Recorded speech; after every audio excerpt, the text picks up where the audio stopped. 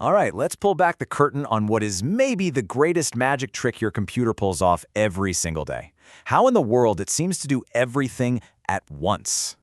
I mean, it really does feel like magic, right? You've got dozens of tabs open, you're streaming music, maybe a file is downloading in the background, and somehow it all just works. But you know what? The real story here is actually way more impressive than any magic trick. Okay, so the first thing we need to get our heads around is that what feels like perfect simultaneous multitasking, well, it's actually a super clever illusion.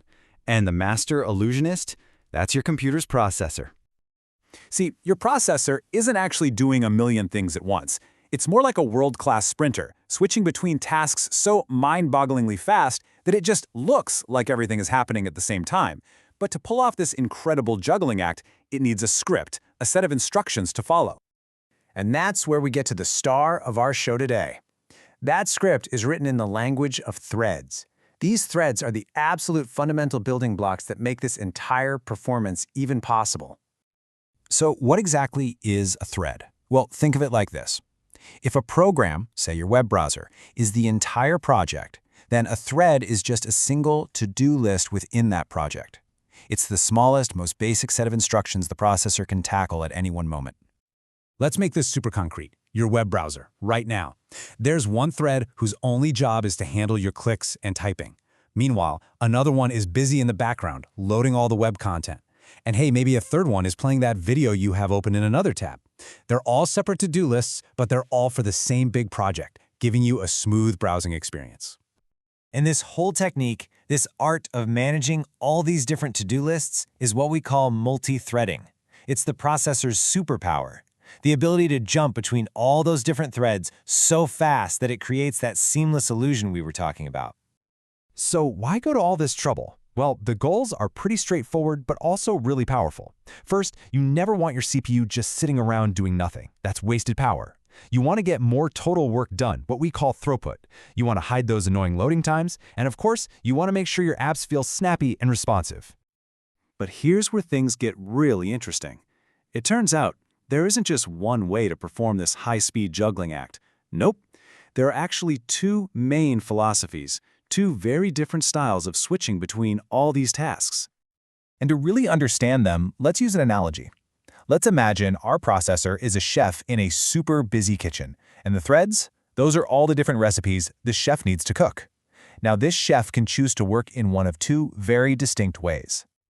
Okay, so on one side, you have the coarse-grained chef. This chef is methodical, very focused. They'll work on one recipe and one recipe only, until they hit a big delay, like waiting for an oven to preheat. Only then will they switch to another recipe.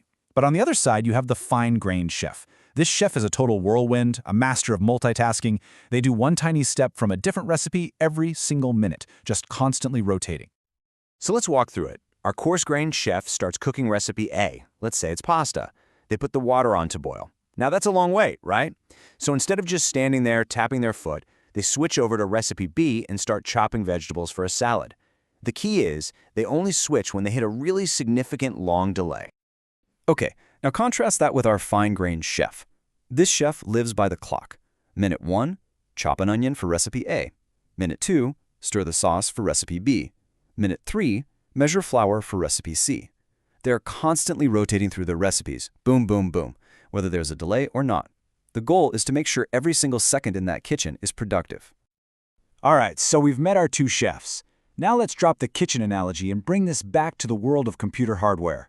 It's time for a head-to-head showdown, fine-grained versus coarse-grained. So, let's break down the technical trade-offs.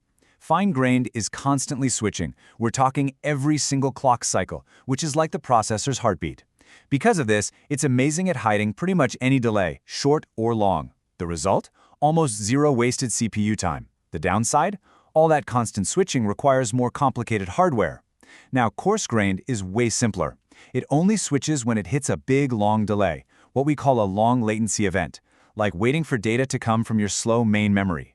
This means it's not as good at hiding the small hiccups, but the hardware itself is a whole lot simpler to design. So, in the real world, who won this battle? Which one of these approaches do you actually find in the chips that are powering your devices right now? Well, it's pretty clear. The fine-grained approach is the undisputed champion today. If you've ever heard of Intel's hyperthreading technology, that's a form of fine-grained multithreading. It's also the absolute secret sauce that makes modern GPUs from NVIDIA and AMD so incredibly powerful. Coarse-grained was a really important idea, a stepping stone for sure, but our relentless demand for more and more efficiency has pushed the entire industry firmly into the fine-grained camp. All right, let's zoom out and bring this all back home. What does all of this technical stuff actually mean for you in your everyday life?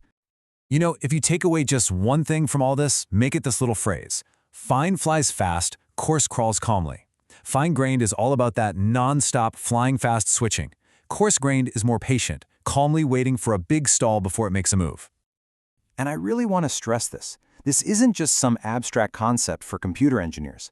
This high-speed juggling act, which has been perfected through fine-grained multithreading, is literally the backbone of the entire modern digital experience.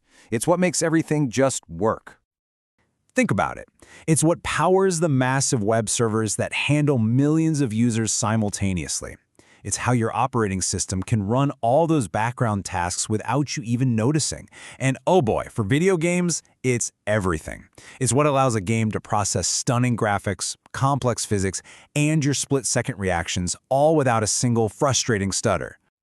So we've seen this clear evolution, right? From coarse-grained to the much more efficient fine-grained, all in the name of performance. But our demand for computing power is only going up.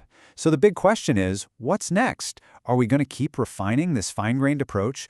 Or is there a completely new, even smarter juggling act just waiting around the corner to power the devices of tomorrow?